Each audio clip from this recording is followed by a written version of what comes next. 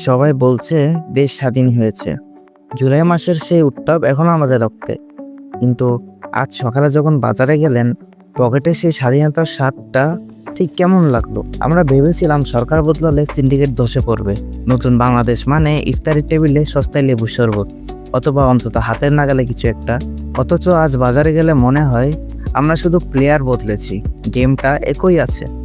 You see, we love the idea of a new Bangladesh. Facebook cover ফটোতে এটা দেখতে খুব ভালো লাগে, কিন্তু যখন রমজান আসে আমাদের সে পুরনো অসুখগুলো আবার চাঙ্গা হয়ে ওঠে। আমরা ডিমান্ড করি সরকার কেন দাম কমাচ্ছে না, নতুন দল আসছে, নতুন স্বপ্ন দেখাচ্ছে, কিন্তু আমরা কি বদলেছি? আমরা ইফতারির আইটেম কমাতে রাজি না, কারণ আমাদের স্ট্যাটাস সিম্বল বজায় রাখতে হবে। অথচ বাসার নিচে যে রিক্সা চালকটা রোজা রেখে আপনাকে টেনে আনলো, তার সাথে 5 টাকা নিয়ে আমরা যে তর্কাতর্কি করি, ওটাও কি রেভলিউশনের অংশ ছিল? বিএনপি বলছে তারা সংস্কার করবে, নতুন আশা, নতুন দিন।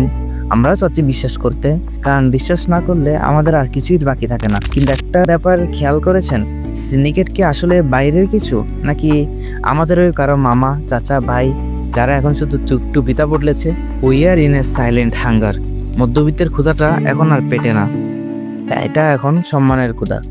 আমরা বলতে পারছি না যে আমাদের পক্ষে আর কুলিয়ে ওঠা সম্ভব হচ্ছে না। আমরা লাইনে দাঁড়িয়ে টিসিবি ট্রাক থেকে পণ্য নিতে লজ্জা পাই, কিন্তু অনলাইনে বিপ্লবের ডাক দিতে আমাদের বাধে না।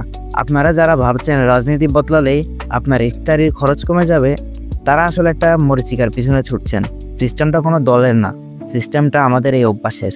আমরা যখন দেখি চিনি নেই, আমরা 5 কেজি বেশি কিনে রাখি। এই যে বেশি কিনে রাখা, এটাই তো সিন্ডিকেট। আপনি নিজেই তো সেই সিস্টেমের পার্ট, যেটা অন্য একজনকে না খেয়ে থাকতে বাধ্য করছে। আমাদের নতুন সরকার হয়তো আসবে, শপথ নেবে, অনেক প্রতিশ্রুতি দেবে, কিন্তু তারা কি আপনার লোভ সামলাতে পারবে? তারা কি পারবে সেই রিক্সা চালকের ইফতারি নিশ্চিত করতে, যাকে আমরা প্রতিদিন তুচ্ছ জ্ঞান করি? Freedom is expensive.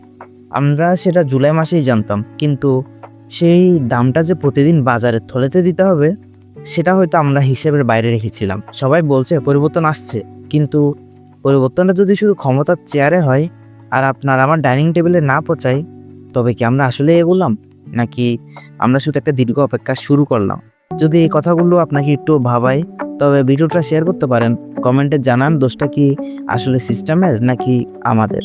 ফলো দিয়ে সাথে থাকুন, পরের বার কথা হবে।